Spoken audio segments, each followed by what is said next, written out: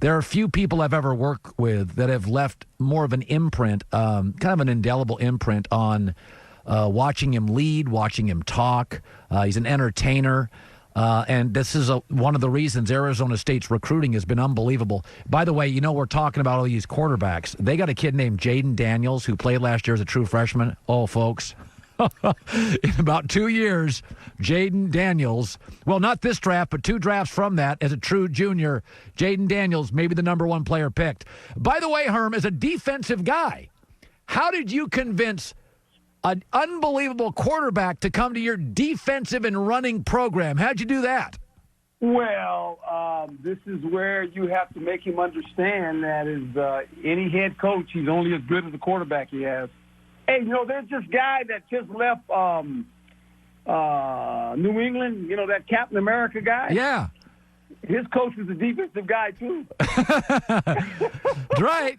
You once told me, Herm, you said, I remember this, we were at ESPN together, and you said, Colin, if I'd have had a healthy quarterback, I wouldn't be broadcasting sitting next to you. I'd be in the league. You had a lot of success. It's funny because here comes the draft. And I like Joe Burrow. He's a nice player, but good God, the LSU team was loaded. I like Tua, but there's the injury. But I want to talk about Justin Herbert. Yeah. You faced him twice, and you gave him fits.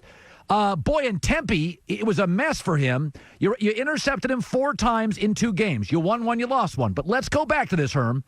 You brought NFL concepts to the college game at Arizona State. What did you throw at Justin Herbert that both times confused him? Well, I think, all quarterbacks, their ability to read your mail before pre-snap helps them. We tried to disguise coverage on him, gave him some different looks up front, forced him into some known downs too as well, Colin. When I say the known downs, put him in position where he has to throw it sometimes. Yeah. And what we did is, when we were fortunate enough, early in the games, we brought pressure. And that got him uncomfortable a little bit. I think the guy has a tremendous skill set. He's big, he's strong, he's athletic. I thought we saw his athleticism in the Rose Bowl. Yes. When he ran. People didn't know he could run that good. He can run, he can avoid, he's got a strong arm. But Colin, this, and I've said this many a time, even when I was on your shows back up in the Worldwide Leader, is that most quarterbacks are system needy. 90% of them in the league. Yeah. And I think wherever these guys go, whether it's Joe Burrow, whether it's Love, whether it's Justin Herbert, whether it's Tua, what are the coordinators or the quarterback coach willing to build a system around the kid's skill set? Because if they're not, they're going to fail. The prime example, say what you want, is the guy that plays for the Rams now. All of a sudden, the skill set and the development of that guy was built around what he could do well. Yeah. His first couple of years, everybody said, this guy's a bust. Well, all of a sudden, he comes in there and they change the offense a little bit around what this guy could do. Pretty good quarterback. Right. Yeah, he throws Jared Goff throws, of course, a beautiful, beautiful ball. He's got a lot of Matt Ryan qualities. He throws an incredibly catchable ball, probably a better long ball than Matt Ryan has, and he's become a very, very good quarterback. So when you look at this draft, you were a defensive guy. You were a very good corner in the NFL and college. So that would lead me to believe, boy, Herm, if he was running a franchise, the Jets and the Chiefs, he would know defensive guys. But then I think you faced offensive guys. So maybe you're better at knowing offensive guys. When you were with the Chiefs and the Jets, what did you feel most comfortable drafting? Well, Colin, I was kind of in a unique position because I came in the league as a part-time coach but a scout. So I learned how to evaluate players. And the first thing I did, I can remember going to training camp with the Chiefs my first time there. Howard Mudd was the offensive line coach, great offensive line coach. Yeah. And I knew enough about football, the skill positions, but really didn't know a lot about offensive line play. And so I sat at night in his meetings with the offensive line and learned how he coached them because I wanted to know, how do these guys play, right? And so I learned positions by my ability to sit in the room and listen to the coaches coach them. So then when they went on the field, I said, this is what he's teaching this guy, right? And figure that kind of stuff out. So for me, when I look at the draft, and I was a position coach, then became a head coach, yeah, I had a pretty good idea of the positions. I always sat in the quarterback's room. You got to sit in the quarterback's room. I mean, that's important. When the season starts, you're in the quarterback's room. I mean, you're kind of listening to the quarterback, and you're kind of talking to him from a defensive side of it. Hey, no different than what I do, Jaden. I said, Jaden, when they do this, when they give you this look, this is what's about to happen, right? And so, because you and the quarterback are connected together, well, if I'm a defensive guy and I can sit in the quarterback's room early in the week after I've looked at the tape, with the coordinator as well, and give him some information from a defensive coach's eye on what the problem is and what he does to present a problem to the defense as well. Herm Edwards is joining us.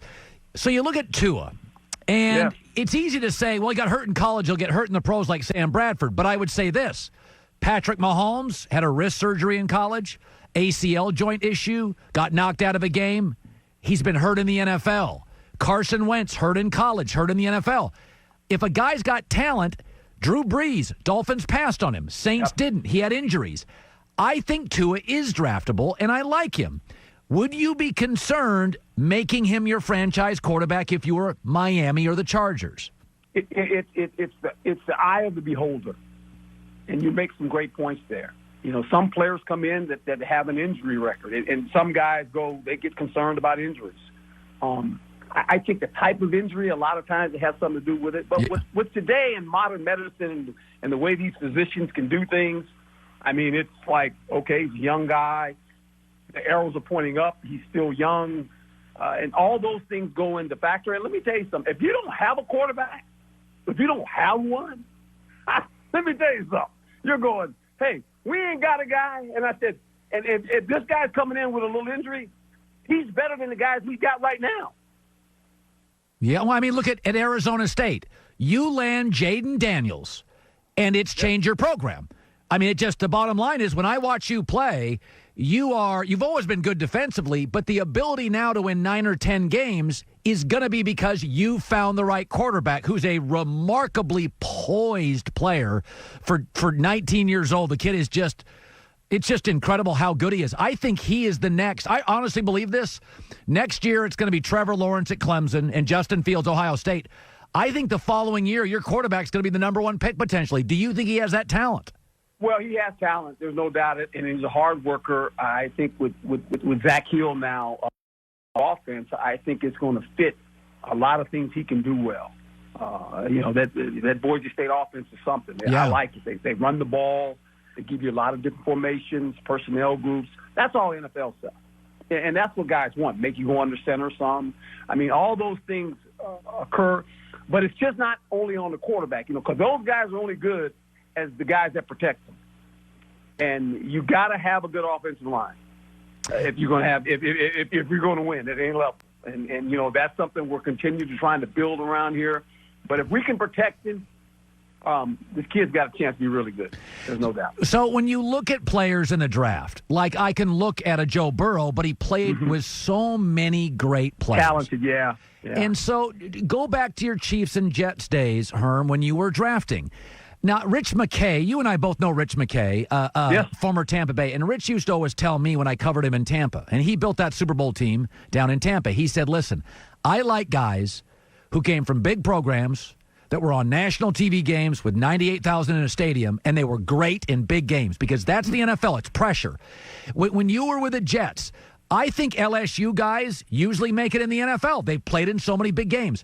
Yep. Does it worry you a little, though, that Burrow played with 9 NFL guys? I mean, he didn't pop until his senior year with all those guys. Does that concern you? Yeah, I think that can concern some guys, but I look at the position this way. First of all, is he a leader? That checks the box. He's a leader. In big moments, on the road, when he has to throw the ball and everybody knows it, is he accurate? Does he move the team? I learned this from Joe Montana. I played against Joe in the league, and then Joe came to Kansas City there with Marcus Allen, those guys. We made our run that year. He gets knocked out against the Bills in the championship game. So I'm sitting, going to practice with Joe, and we're just talking. And the conversation comes up. He said, what kind of team is this? And I said, Joe, we got a pretty good football team. We did. Kansas City's a good football team. He said, good quarterbacks win 4 games for you. I looked at him. I said, what? He said, they win 4 games a year. Well, what are you talking about? He says, well, in the fourth quarter, and when you're on the road, and, you're down, they find a way to bring the team back to score, and you win. And I looked at him, and I went, and, I never thought of it that way, but that's what they do. In the moments when you got to make the play, regardless of the circumstance, regardless of the cast you have around you, does he make the play? Can he do it? And to me, that's the sign of a good quarterback. If you look at these NFL quarterbacks, let me ask you something now, Colin. If you got Aaron Rodgers, if you're on the road, and he's got 1 possession left, you probably feel pretty good about him having an opportunity to go down there and win the game, right? Yeah, him and Russell Wilson, and yeah. We know who they are. They do it. And at the end of the season, in 16 games, it's going to be a tight game where you need to score. They do it. That's what separates them. That's what separates the great ones. Yeah, it's so funny in this league. The average game is decided by 4 points. I mean, it's crazy. And so, I mean, I can go back to Super Bowls. I mean, Brady and Russell Wilson are in a game. It's one play that decides it. Go back to Brady in the Super Bowl against Atlanta, Edelman's catch. Play. I mean, it is remarkable. The difference between being an NFL head coach and having to end up being an NFL commentator is a quarterback. And you had Chad Pennington, but he got hurt. Now, finally, you have worked at the NFL level, and you've worked as a commentator and a motivational speaker, and you work at the college level. With all this information at the college level, we know that when Pete Carroll went college to pro, Herm, he had 3 great drafts because he knew all the players. Mike Mayock of the Raiders. He watched all these players in college, goes to the Raiders, he has a great draft. Herm, I could argue, after this year or 2 years, you could go back to the NFL and you would know this college footprint and all these players because you recruited them. Is there a possibility you'd go back to pro football? No. This is it. This is my last stand right here. I'm going to build a program, and hopefully we can win the Pac-12 and hopefully win a Rose Bowl and then hand it over to somebody else. That's my goal. Are you having fun? Colin, I'm having a blast. I miss my players at this point in time, and the fact that with the virus. And look, as we're talking, I can't say enough about all the first responders, all the medical folks all over the country, all the people that are putting their lives in harm's way, trying to save those that have caught the virus, and it's remarkable to see when you turn the television on and watch all these doctors and just people that just continue to go into buildings knowing, you know what, I could come out with the virus. Those are the heroes, Colin. Yeah. Those are truly the heroes. So I love that you're having a good time. So you even like the recruiting? Oh, yeah. Look, come on. That's when it really gets fun, right? When you're talking to the young people. I like meeting the parents and the guardians of a lot of these young men because you find out a lot about the family. Yeah. And a lot of those homes are like my home. I look at them and I go, hey, I get it. I know where they're coming from. I get it. I understand this. Herm, did you have a lot growing up or not much? Not much. I mean, football was my way out. Yeah. I knew being an athlete was going to give me an opportunity to go to college. I was the first graduate out of our family. I mean, my mom was a German war bride. My father joined the Army when he was 17 years old. He fought in World War II and the Korean War. Yeah. Football got you out. You went to Cal, didn't you? Where'd you go? Went to Cal. Oh, my God. Right out of high school. All those hippies and Herm Edwards? Oh, my God. Can you imagine that going there in 1972? I went up there and went, what is this place? That place. I said, boy, oh, boy. Yeah. It was, boy, that was the height of it. It was nothing but marijuana and hippies. Yeah, I grew up in a great era. You're talking about the civil rights movement. Yeah. You know, I tell the story. I told you this story. You know, at 13 years old, you know, that Monterey Pop Festival they had down there in Monterey every year. Yeah. And look, my babysitter took me to that thing and wasn't supposed to be going, and I saw Jimi Hendrix burn the guitar. I became a Jimi Hendrix fan after that day. I said, oh, that 1968. And I'm like, who is this guy? It's Jimi Hendrix. So I actually watched Jimmy burn the guitar on stage. Wow. That's great. That's my claim to fame, Colin. A lot of things that happened to me in my life, but I actually saw Jimmy. I said, I seen Jimmy live. God. You've had a full life, my friend. Oh, I've been very fortunate. I've been blessed. A lot of people helped me along the way. I'm gonna tell you something. You're a good friend, and you know this, and you helped me. I mean, when I went to work for the Worldwide Leader, you know, watching how you worked and how organized you were and disciplined and how you gathered your thoughts. I mean, I watched all that. You know, I'm a guy always searching for knowledge. And you watch people in certain professions, and you gain knowledge from them. And you know, you guys helped me a lot. And I love coming on your show in the morning, getting you all fired up, man. That was a lot of fun, too, you know.